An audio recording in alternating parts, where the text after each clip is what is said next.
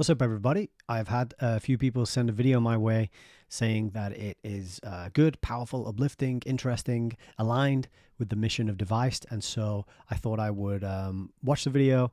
And then I said I would watch the video and give my thoughts and responses to the contents of it. So this is that video that I said I would make. I'm making it right now. So let's go over here and have a look. The video in question is Oliver Anthony's 2025 ARC conference speech. I've got it up on the screen here. It's just shy of 8 minutes, very short speech. And apparently following this, he gave a rousing, uplifting rendition of his popular hit tune, Rich Men North of Richmond. So this is the speech we're going to look at. I'm not going to play the whole video. You can go and find that and watch it if you want to. I'm going to analyze a transcript, then we can get into the words and the language used and see what his message is all about. But I thought I would linger a little bit on his YouTube page just to point out this gentleman has got 1.39 million subscribers, which is a lot off the back of one hit song. That's pretty impressive. It's very good. He's also so he's speaking in this video, in this speech. He was speaking at this event called ARC, which was set up by Jordan B. Peterson, I believe. What is ARC? Well, it's the Alliance for Responsible Citizenship. It's an international movement where empowered citizens take responsibility and work together to make things betterer. And it's all about they want to develop a better narrative, which I'm not quite sure what that means, right? The narrative is the truth. The truth is the narrative. The only narrative that matters is the truth. So I'm not sure what developing a better narrative means.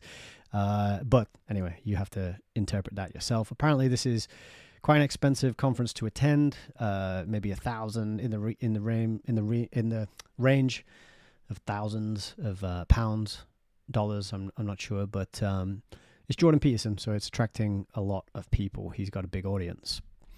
And as you can see, we got Oliver Anthony here, which I just found out is not his real name. That was a surprise. But he's been on the Joe Rogan Experience with 89,000 views. He's been on Jordan B. Peterson's podcast with 2.2 million views. And he's also been on Jocko Willink's podcast with 30,000 views as well. And that's his name there, Chris Lunsford. So he's Oliver Anthony is his stage name, but he's actually called Chris Lunsford.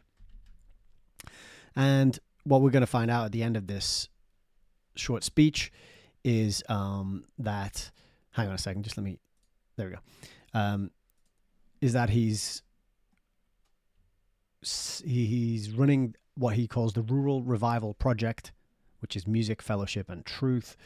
This is about reviving rural America, which I think is it's a cause that resonates with a lot of people. People are feeling like they are lured into cities, and life in the countryside is made harder and harder, and people are struggling to make ends meet and to live close to nature.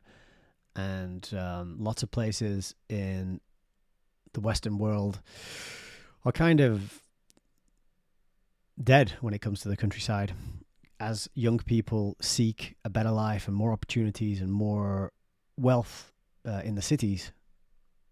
The towns and the villages tend to be older populations of people who grew up there, and these towns and cities and towns and villages are not sort of thriving communities as they once were. My hometown is a case in point. I often hear about what a bustling place it was only one generation ago, with a lot more businesses, a lot more pubs. There was a cinema, there were nightclubs. All of that's pretty much gone now. There's a handful of pubs. There is some places to get your hair cut, some places to buy those electronic cigarette vape things with the liquid that you put in them. There's some takeaway food. And that's about it, pretty much. So reviving the rural areas sounds great, right, on the face of it. He's got his Jocko podcast episode here, and you can read about who they are, and they've got some resources and ways to stay in touch and connect. But that's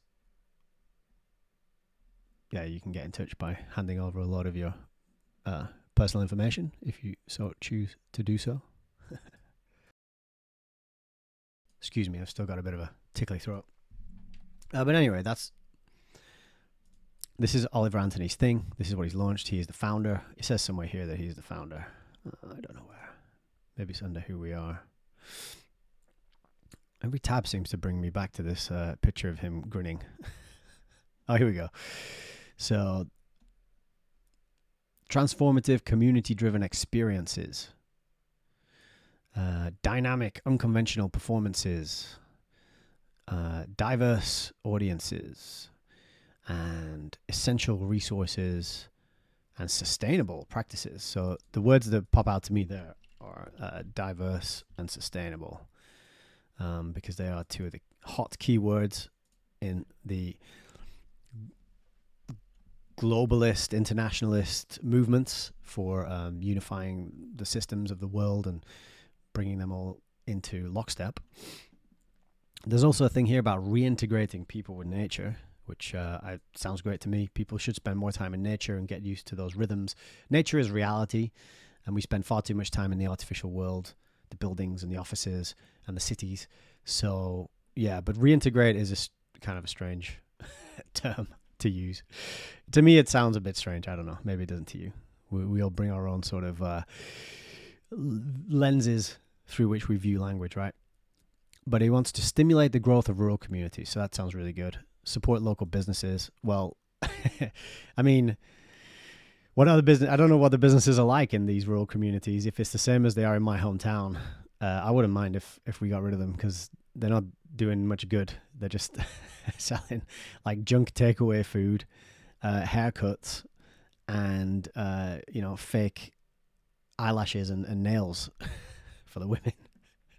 So maybe starting new local businesses or empowering local people to create businesses might be better. But I think that's probably what they're going, isn't it?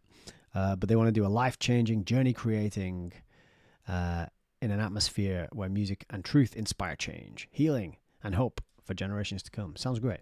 It sounds really good. And here's the founder, Chris Lunsford. He's a singer-songwriter. He wrote a song which critiques government. He wrote a song which critiques government policies, and it catapulted him to fame. Jordan Peterson, Jocko Willink, Joe Rogan. Now, we live in a time where certain policies will get you put in prison if you criticize them.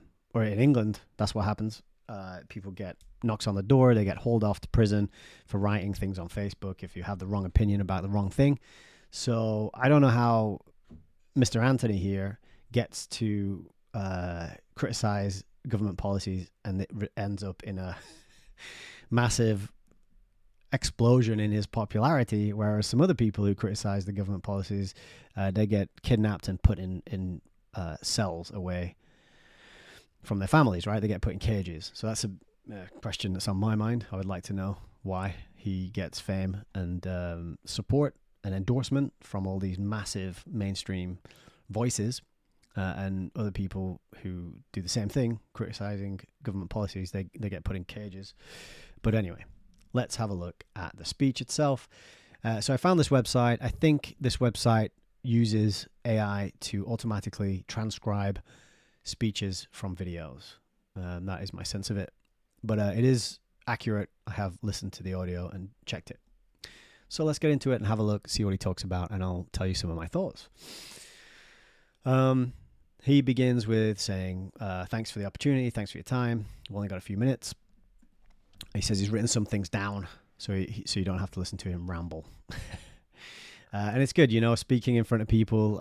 If you're familiar at all with public speaking, it's good to be prepared. You might want to make some notes. You want to make sure you go in there with something interesting to say that's going to capture people's attention and provide some value to them. So it's good that he wrote some things down. On the other hand, I was wondering why he had to write things down and read it word for word. He had an 8-minute talk. I mean, I've already rambled on for 8 minutes now without having anything written down in this video. And so maybe he just wanted to keep it really concise and snappy and make sure he didn't, fail to communicate the cogent and important points. On the other hand, the skeptic in me, the cynic, maybe he wasn't the only person who decided what was going to go into this speech. Maybe he had help. Maybe there was somebody else. There's a lot of eyeballs and attention on this man. And when that happens, these people who have a lot of eyeballs and attention on them tend to get the support of other people around them who manage their public persona, who manage their branding and their messaging to make sure it's appealing to the right people and not upsetting the wrong people. So that's the first thing that popped in my head was like, okay, he's got a speech, it's been written. Was he the only one who wrote it? Did someone else write it? I don't know.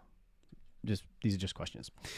So he launches into it and he says, there's an evil I have seen under the sun, the sort of error that arises from a ruler. Fools are put in many high positions while the rich occupy low ones. I have seen slaves on horseback while princes go on foot like slaves.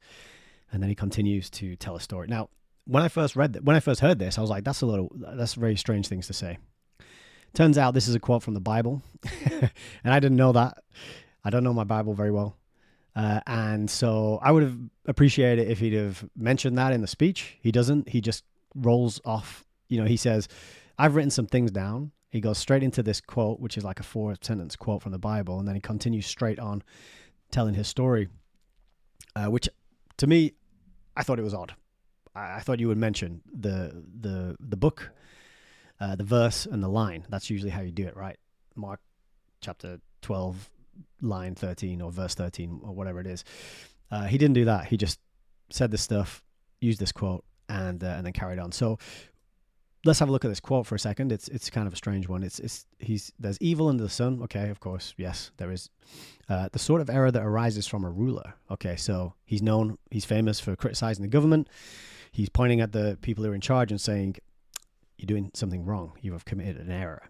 He says, fools are put in many high positions while the rich occupy low ones. This bit I'm not really getting. Fools are in high positions, I get, because that's on theme with his position as a critic of government policy. While the rich occupy low ones, rich in terms of money or rich in terms of something else, I don't know. Is that meant to be what he sees in the present day, or is this kind of a vision of something that is going to come? I'm not sure. I'm not a biblical scholar, as you can probably tell. I have seen slaves on horseback while princes go on foot like slaves. So that is pretty clear. That to me is like a role reversal. Okay, that is like an upending of the hierarchy, where the people who were at the top, the princes, they're now on foot, and the slaves who were on the bottom on foot have now taken the horses and they're riding the horses where the princes used to be. So it's an inversion.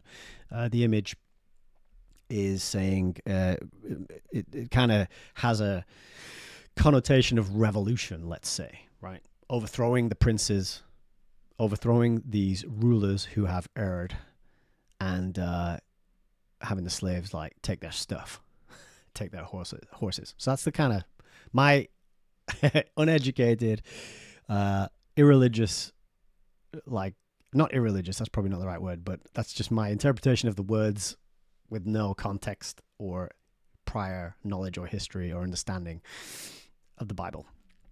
But that is just to say, I think he should have mentioned like that he was quoting the Bible, because it took me off guard and I didn't get it, and I had to do some digging and find that out for myself.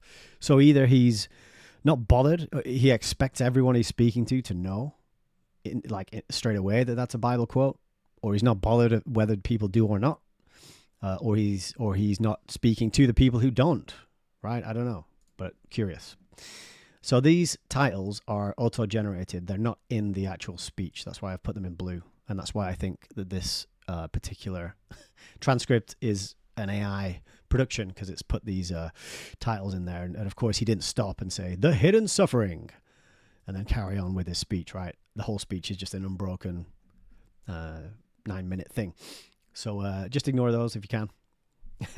So he says, he tells a story about how he's been in touch since he rocketed to fame for criticizing the government. He's received a flood of messages, all different kinds, and they're all telling him stories of desperation and stories of struggle and strife. And notably, he says a lot of these people start their communications by saying, hey, I'm a nobody. So these are people who are rock bottom. These are people with very low self-esteem. They don't value themselves. They don't feel that they are worth anything. I'm a nobody, which is sad. He says it's followed by horrors of addiction, mental illness, financial and household struggles, complicated stories, but they still have hopes of a hopeful future. Hopes of a hopeful future. It's a bit clumsy, that phrase, but maybe he did write this speech after all. They still have hopes of a hopeful future, and they don't want to give up no matter what. So I don't know if the veracity of this, if people are taking their time to contact, the singer who wrote a song that really resonates with their feeling. Perhaps they do. I don't know if people. I've never done that. I've never written a letter, to a singer. But if this is true, then it's a sorry situation. A lot of people it sounds like they're in a very desperate situation. So he goes on to say, these people are not nobodies. Of course they're not. So it's sad that they're self-describing as nobodies. He says, our modern society's convenient, comfortable, fragile, little existence is oftentimes carried on the backs of these self-declared nobodies. So this is the working people, the people who dig the holes and drive the buses and maintain the electrical grid and keep things working for everyone else, pick up the bins, collect them, carry them away, right? It's the working class, in other words. It's the blue-collar jobs, the people who actually get in there and make stuff happen, who he's describing. That's what it sounds like to me. And these people are downtrodden and calling themselves nobodies, even though they're responsible for keeping society moving. So this is a message that's very in line with Jordan Peterson. I've heard him speak on a similar kind of topic before. Oliver Anthony goes on to say, forgive my generalization, but in the modern world, we are so busy idolizing the genuine nothings of society, the celebrities, the politicians, clickbait, social media influencers. I mean, there's a little bit of irony here, I think, given his meteoric rise to fame in the social media sphere and invitations to go on Joe Rogan and Jordan Peterson and Jocko Willink's podcasts for just singing a song. And don't get me wrong, I love music. I haven't got my guitar right here, but I'm a singer. I write songs. I'm not much of a singer. I do sing. I write songs. It's incredibly valuable and important to have a creative outlet, and music is super powerful and a real incredible thing that we can do as human beings, right? But it's kind of ironic that he rocketed to the top of the social media influence sphere, and he has people, I think, looking up to him. Maybe not idolizing him, but looking up to him, clicking on his interviews, listening to them, subbing to his channels, 1.3 million subs. So he's in this position that he's kind of pointing out. He is the subject of this sort of praise and adulation and adoration. Okay. But he says that from his perspective, these people who are being idolized live comfortable lives, and many of our real heroes are drugged through the mud and never given a genuine thank you for it. But it's not just them that are hurting. We all are. And that's why we're here at this conference, because we're in pain. That's why we've traveled all over the world to gather here. Now, look, this conference, the first one I think was in London. I don't know where this most recent one was held. But if you're in a position to afford to go to a conference and to be able to buy the travel and make the journey and get there and hobnob with everyone else who's there and attend these, I'm not saying you're not hurting, but you're in a pretty good position in life, right? And that's not to say that just because you can afford to attend a conference that you don't have the right to be in pain and be hurting. But I'm just sort of saying that most people in the world, most people who ever existed, didn't have that opportunity, and you do. And so you're probably in a pretty good position if you were able to do that. Okay. But that point aside, you're in pain. And so what do you do when you're in pain? You fly across the world to attend a conference to go listen to Jordan Peterson speak. I don't know. It's just funny to me. Maybe I'm being a bit cynical here, but yeah. So the next section, he talks about himself a little bit, and he says, "I'm not an intellectual. I'm not a psychologist. I'm not a politician. I'm not even a respected member of society." He says he's a dropout, and he lives in a log cabin in the woods. Apparently, he's got a nice big piece of land to live on. This is what I heard. I haven't verified it, but this is what I heard. He's got a nice big piece of land. So good for him. That's really good. He says that he himself is just a 32-year-old nobody with 1.3 million subs on his YouTube channel and platforms such as Joe Rogan, Jocko Willink, and Jordan B. Peterson to go on. It's you're not a nobody if you're speaking to Jordan Peterson and Joe Rogan. Okay. So is he really this humble? Maybe he is. Maybe he's just a totally humble, honest to God critic of the government who's just struck a chord and now gets to jet set around the world, speak at these kind of conferences. Could be. He says, "I'm just here today as the messenger." He says, "I believe that many of the problems identified at this conference are quite possibly symptoms of a bigger problem." Now, this is where it really gets good. And right now, up until this point, I've been kind of, a bit tongue-in-cheek. So I don't know who this guy is. And I get very suspicious about people who rocket to fame and get these massive audiences very quickly because, I don't know, it's just my nature. I want to know why a person is thrust into the spotlight and why some people are allowed to have massive platforms and criticize the government, whereas other people who criticize the government get their platforms wiped out. And that's happened quite a lot over the last, it would be 5 years or so. But this is where he really struck a chord with me, and I really like this bit. So ignoring the title, he's talking about the symptoms that are going on, this downtrodden feeling, the real people doing the real work, feeling like nobodies with these complicated stories of their financial and struggles and their mental health issues, pouring their heart out to Oliver Anthony every time they see him, everywhere he goes, thousands and thousands of people. The reason that they're in this position is because, he says, that we currently exist in an age of rapid digital immersion. The current average American teenager will have spent something like 30,000 hours by the time they are 30 on social media. 30,000, that's 10,000 hours a year. And of course, not counting their earliest years where they shouldn't really be getting any time on social media, but that's 10,000 hours a year. That is staggering. It's crazy. It is ridiculous. It's part of the reason why I started Deviced. He says the average American spends 6 to 9 hours a day staring at devices. I gotta hire this guy to write my copy for the Deviced community, that's for sure. But that is crazy, right? 30,000 hours before you're 30 and 6 to 9 hours a day. That is absolutely unbelievably mind-blowing. Then he talks about the places. You just see everyone staring at their phones.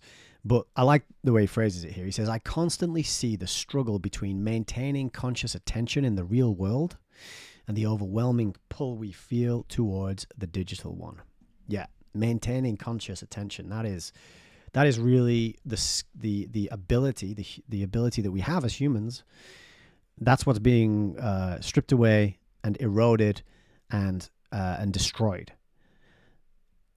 But it's not a new thing, right? This has been happening since the advent of television, as we have discovered in the book club meetings where we've been reading 4 Arguments for the Elimination of Television. This is not a new phenomenon. And it was known, at least it was known by gerrymander back in the 70s, that this is exactly what was happening when people watch television. They struggled to maintain conscious attention to the real world.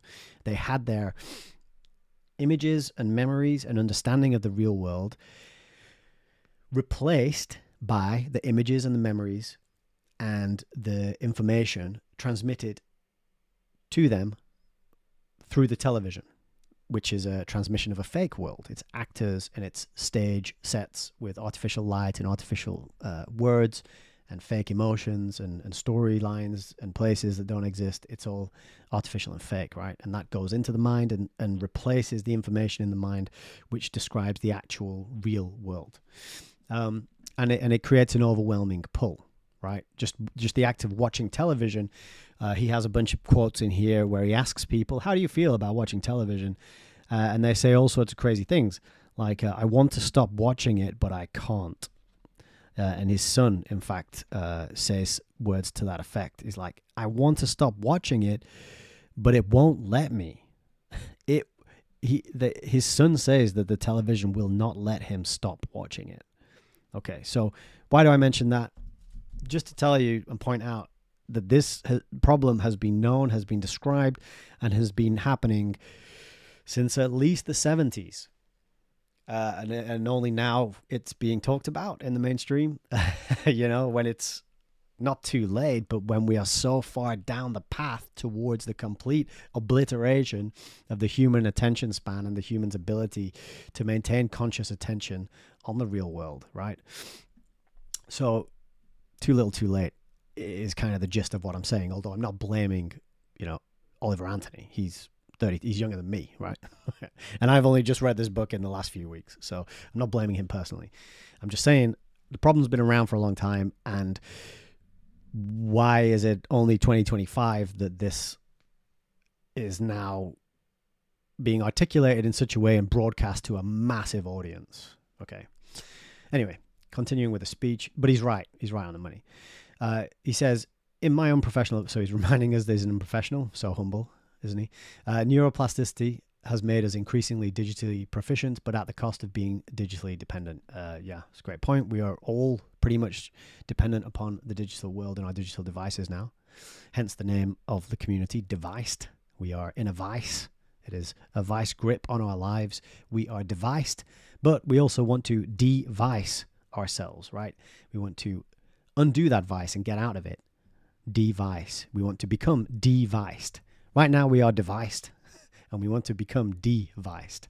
It's kind of a double meaning there. I don't know if you picked up on that before, but that's why I got the title, and I thought it was a good one. That's why I picked it. So he's talking about how your brain can change if you drive cabs in London and if you have PTSD. He says, what irreversible alterations will 30,000 hours of staring into algorithmically fed state of hypnosis, what will it do to the human mind or to their offspring? Fantastic question. More people should be asking themselves this. And I really think that was, whoever wrote that, Oliver Anthony or his speechwriters, great one. I really like it. He goes on to say, and in this short breath of time, we live in a state of existence that quite possibly no one else in world history has. He's right on the money there. We are in this amazing time with so much opportunity. There's so much potential in where we're at right now to do super fantastic things for ourselves and each other. But it's going to be a lot of work, and it's going to be not using the things that we've been given, right? I don't have time to get into that right now. My point is, he's right. We are in this unprecedented moment in world history, and we're on the precipice of something quite significant that once we go over that precipice, technologically speaking, future generations are going to have no idea what they lost. It's kind of like I mentioned at the start of the broadcast of the video, when my parents described what my hometown was like for me, for them, when they were growing up, when they were teenagers and young adults. I listened to their descriptions, and I have nostalgia for that time and that place, even though it had its challenges and it was hard, and there was, people weren't materially comfortable and well off. I think in terms of social opportunities and people mixing and being able to access small businesses and know the people who are running the businesses in your town and not having a life that was completely dominated by faceless corporations, there's something to that I like the sound of. I think that has more richness to it than, everybody sitting in their houses getting parcels dropped off by Amazon. We've become sort of reclusive en masse over the last, 30, 40, 50 years. Where's it going to go if it keeps going, right? What am I going to be describing to my children that's going to make them feel nostalgic because they don't have it anymore? These are the kind of things we need to be thinking. So he says, we have both access to instant global connectivity, infinite information, and consumer level access to artificial intelligence. But we are the last few humans in world history who remember what life was like before it. That's very true. And that's scary and something to be very aware of and to think deeply about. It's a really good point. We are the last living people in history to have experienced life before the digital age. Yeah, right. Just like my parents experienced life before the internet, before Amazon, before multinational conglomerate corporations, before the stripping down of England's industries, and not just in England, but Europe and America, and moving that over to China because it works out cheaper there, and you can exploit people more easily over there. So what is being taken away? What is being transformed about our lives against our wishes, without our consent, that our children are going to be like, whoa, you used to do what? You used to have to drive the car yourself. What's it going to be? But that's a silly example, kind of a trite example. But there'll be something significant that people are going to lose. So I think this is a really powerful thing to consider and think about and mull over. He says in the speech, I fear that it may become impossible for young generations to differentiate the digital world from the real one. We're pretty much already there, I would say. A lot of people believe what they see on the screen more than what they see off the screen. And they can be filled with an immense amount of fear and dread and anxiety and stress, even though if they looked out their windows, they would find that everything is perfectly fine and there's nothing going on outside at all. But this bit, he says, and I totally disagree with this bit. I think this bit is I think this was totally wrong. He says, there's nothing inherently wrong with technology. There's nothing wrong with instant connection, and there is nothing intrinsically bad about access to abundant information. I think there is. I think just in the way that Gerrymander talks about the television in this book here, he says that the technology cannot be reformed. That the way the technology has been built, what it does, what it causes, the kind of reaction that it causes, and the effect it has upon the humans who use it, it cannot be reformed, and it will only lead in one direction, which is to autocratic control. That's Gerrymander's thesis in the book. Television standardizes behavior. It standardizes people's point of view, their worldview, and then that makes them a sort of mass of...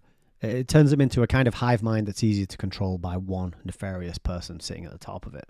So this bit I just have issue with, right? This bit is, maybe there's nothing inherently or intrinsically wrong or bad about these things, but the way he drops it in there, he kind of suggests it's fine to have your Wi-Fi on all day long and to have everyone in your house sitting around the smart TV with an iPad and an iPhone and a laptop each. There's nothing wrong with that. There's nothing intrinsically wrong about constant, never-ending stream of information providing you massive amounts of novelty and stimulation whenever you want it, at the tip of your fingers, directed at the mind of a child by way of handing them an iPad, right? There's a lot more to it, and it's a much more nuanced picture and conversation that needs to be had than just this there's nothing wrong with the stuff we've got. Maybe there is, maybe there is a lot wrong with this technology. Who built it? Who designed it? Who is accessing it? Why is it designed in such a way as to be obsolete? So we have to keep buying new devices all the time, and we have to keep upgrading our software, and we're trapped into this never-ending cycle of upgrades and software versions, new ones that come out, and that makes the old tech obsolete, and then we have to buy a new one, and we're on this hamster wheel where we're forced to buy these things and use them, and they're embedded into our lives and our jobs. My job, my employer provides me with 2 laptops and a smartphone. And then I have my own smartphone, personal, and my own personal laptop. So I'm just surrounded by like screens and microphones and cameras all day long, every day in my office here.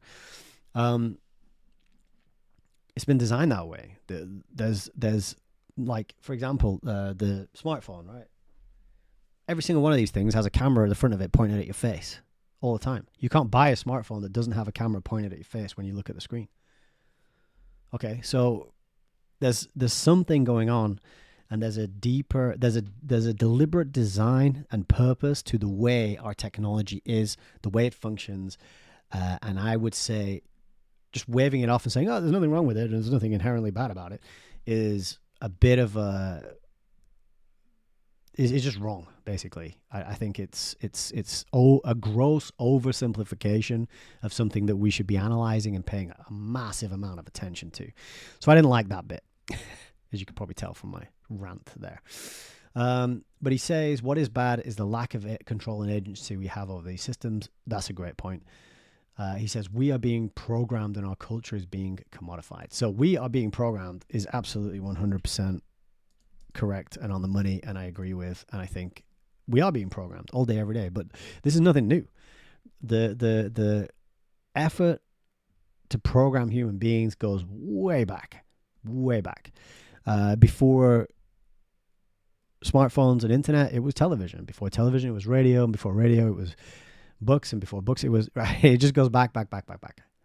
So it's not a new phenomenon, and there's a deeper, longer history to it. But he is right in pointing that out. He says, the more time we spend on these digital information systems, the more we revert to the mean of one of a fixed set of broad internet cohorts. So this bit's a bit clumsily worded, but I think what he's saying is that you are profiled. All the data on you is gathered and collected. It's fed into a profile. And then that profile is used to dictate what you will see in your scrolling, in your ads, on the content that you watch, what your suggested videos are, and this will further define and shape your profile, right? So I think that's the point he's making here. It's like we're being programmed, and then we're being standardized into these. We're being profiled and standardized by way of all this data gathering.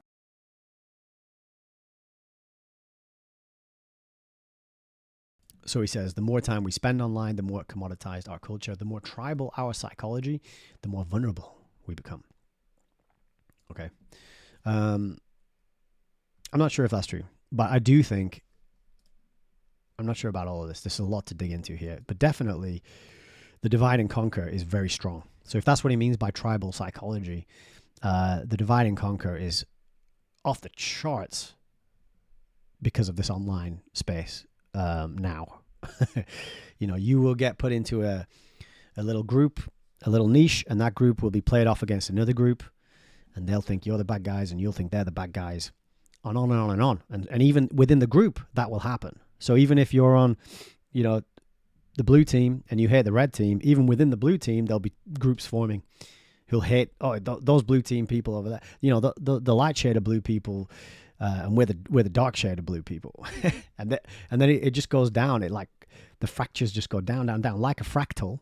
The divide and conquer, right down to the point of the individual human. And I was thinking about this the other day. This point is kind of off topic, but I was thinking about how in a hierarchy, in a pyramidal sort of hierarchy, which all of our everything is, because there's always like a one guy at the top or a girl at the top, a CEO or a pope or a teacher in a classroom or a head teacher in a school, whatever it is. There's always a hierarchy with a small number of people at the top, loads of people at the bottom, and everyone who wants to move their way up that hierarchy. In order to do that, you have to do two things at once that are contradictory, right? So you have to be let's say you are in a corporation and you work your way up a certain number of levels, and then you become a manager. Now you have to manage a bunch of people below you, but at the same time, you are being managed by people above you. So you are both a manager and a person who is being managed at the same time. To put a very crude metaphor on it, to just make the point very vivid and visceral, you will become a kind of master and slave at the same time, right? You have a master above you to whom you're a slave and you must follow orders and do what you say and make them happy. And then you have slaves below you who you are the master to. And so you are holding both roles at the same time, even though they are contradictory roles. You see what I mean? So you're performing this kind of schizophrenic, I don't want to say dance because I like dances, but this changing and flitting and switching between the two over and over again, maybe multiple times throughout the day, right? And the reason I mention that is that's the divide and conquer, even coming down to the level of the individual person, wherein a single human being can be turned against themselves by this schizophrenic, by trying to fit in and operate in the systems that we have, these systems, these hierarchical systems, and then the technology that we have to use within those systems to perform these roles. It can split people down and leave them feeling the way that they feel, at the top here, which is how he opened his speech. All the desperation and the addiction and the mental illness and the financial struggles and the household struggles, et cetera, et cetera, et cetera. It's divide and conquer right down to the individual level, where a person is divided within their own psyche and turned against themselves on some level, which just, it's a hard concept to wrap your head around. You can tell I'm not very good at explaining it. But tribal psychology is, I think, what he's getting at. There's more divide and conquer, and there's more, pigeonholing of people. There's more echo chambers to fall into. And that is absolutely accelerated and accentuated by a lot of what we do online. Now, I got to say, not all time spent online leads to this. I, for one, have joined communities, online communities, where I've benefited immensely from the relationships and the conversations and the skills I've learned and the practice that I've had interacting with people, talking to people, testing my ideas, having some pushback, having some debates and discussions and disagreements. I've benefited profoundly and immensely by listening to podcasts, by educating myself with content that I've dug up on YouTube, by going through the process of making my own content and starting the device community, et cetera, et cetera. So it's not just a blanket thing that all time spent online is going to lead to you becoming a schizophrenic psycho.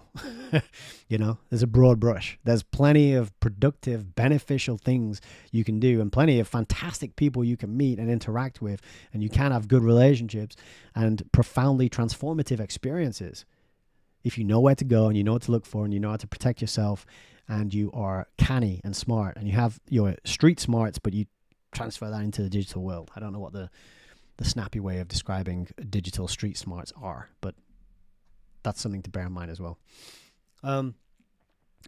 So that's mainly the main part of this that's relevant to device that I wanted to talk about. The speech goes on. He talks about the power of ordinary people. Fantastic. Yes. You do probably live in and among heroes who are lifting incredible weights every single day by going to work and keeping things together and performing their duties and being of service to other people. You might be surrounded by a bunch of idiots as well. That's also possible. In any given group of people, you're going to have a mixture. But there are a lot of very powerful people out there who are not acknowledged, and they don't have 1.39 million YouTube subscribers, and he's making that point here by talking about the story that where the floods came to West North Carolina, and about how he talks about the governmental response was not very good, and then a bunch of people who were not asked and not paid showed up, and they did all the hard, heavy lifting of trying to help people, providing them to supplies and collecting and the bodies and clearing away the obstructions and bringing generators, and he juxtaposes this story of everyday heroism against the inefficiencies of FEMA and also the lies of the governor, who drastically not underestimated, but underreported the number of dead. So he said in total it had been 28, but apparently it was more likely to be well into the hundreds. So again, he's criticizing the governor. I don't know who the governor was. He's criticizing FEMA, and he's been given this massive platform to make this criticism. Why he's allowed to do that, why he's not arrested, why he's not put in prison, why he's amplified, I don't know. It's interesting. I'd like to know why. So he says here, lack of leadership, failed protocols, overwhelming inefficiency from the state. The nobodies took up the slack. So you can depend on the people around you if you have community, if you're a valuable member of your community, get to know the people on your street, talk to your neighbors. Ask them if there's anything they want help with. You might find somebody who's really good at something. You might find there's a plumber on the street. That plumber might really like apple pie, and you can bake apple pie, and you can make one for him every now and again. And then when you have a plumbing emergency, he might come around and give you a hand. Apple pie and plumbers, right? Match made in heaven. But yeah, you get the point that I'm making. So I think this is a really important point. We are spending too much time on our screens at home in our little isolated environments away from the people around us. So I like this part of the message. Get out there and meet the people who live on your street. Get to know them. Like, go and borrow a cup of sugar, strike up a conversation, say hello, be friendly, be cheerful, be polite, and don't just rely, like I do, on the WhatsApp group that everyone on your street is part of. I'm guilty of this. I know I say these things and I should do more of them. So maybe I will do that and report back on it. But it still stands that it is a good thing to do, to know the people around you, right? So he says, Western North Carolina was proof that there is an army. That's an interesting use of word. There's an army of good people left in this world who want to do good things. So he's that saying it's an army of people just reminds me a little bit of this opening quote. An army of where the fools have stolen the horses from the princes. So, kind of revolutionary in its tone. Maybe, I don't know. I could just be projecting onto it. But he says, we just have to give them places to gather and give them the ability to act. So I don't know who he means by we, and I don't know what he's implying needs to happen here. Places to gather, I mean, we all have places to gather, right? You just need to make a plan to gather there and tell everyone that there's going to be a gathering, and then, see who shows up. So I'm not quite sure what he means here. Anyway, in the end, he says, he gives us more Bible quotes, in fact. But he doesn't. This one was a little more obvious because it says, take delight in the Lord and he will give you the desires of your heart. So that one did trust in the Lord and do good. I picked up on that was a Bible quote when I heard this one. I think it's all that bit there. Do not fret because of those who are evil. For like the grass, they will wither. Trust in the Lord and do good. Dwell in the land and enjoy safe pasture. Definitely, yeah. Do good. Have faith. Feel. Put your effort and energy and attention into doing what is right, in whatever way that looks for you. And then he gives like the most understated and hastily added pitch for his project. In the very final sentence, or final few sentences, he just says, and I'll see you on April the 5th in Spruce Pine, North Carolina for the first official gathering. He hasn't said of what. And then he says, it's now my life's mission to revive rural America one town at a time. It's called the Rural Revival Project. And then it ends. So this little pitch at the end for his project was kind of strange. Just, tacked on at the end. So overall, it was a very interesting speech. I'm not convinced that he wrote it all himself. The stuff that he said in the middle here about technology and what it's doing and this big impact, I just got that word impact from the AI generated title there, which bugs me. The effect that all this technology is having, I think, was a really good point. But I don't want to take the whole thing and say, this is amazing, look at this guy, I really dig what he's doing, and I don't want to get behind him, because there's certain things about him and his platform that I have questions about. But overall, I think he does raise some good points, but there are places here where we could get into way more depth about the actual true nature of the problem and what is going on in order to understand it, in order to do something about it. So yeah, that's my thoughts on Oliver Anthony's little speech, 8 or 9 minutes. They didn't give him very long, unfortunately, but you know, he did what he could with the time that he had. Hope you enjoyed that video. Hope that was useful. Would love to hear your thoughts, your feedback, if you've got any further context to add. I'm not that familiar with, I've heard his hit song, the Rich Man song, which I have a whole set of thoughts and opinions about that as well. Some good, some bad. And then this is the other I haven't listened to any of the podcast appearances. I really know nothing about the guy apart from what, and this is just my sort of reaction and feeling about the words used in that speech there. So I hope that was useful for those of you who sent that to me. And yeah, let me know your comments, what you think. Am I missing the mark? Am I totally off base? Maybe this guy is all that he says he is, just a humble guitar slinging songwriting hero who's gonna inject life back into rural America, which would not be a bad thing at all. And I wish him luck on getting that done. I really do. I'm gonna end it here. I got another thing that I gotta go and do. But yeah, hope you enjoyed that, and let me know your thoughts. Thanks.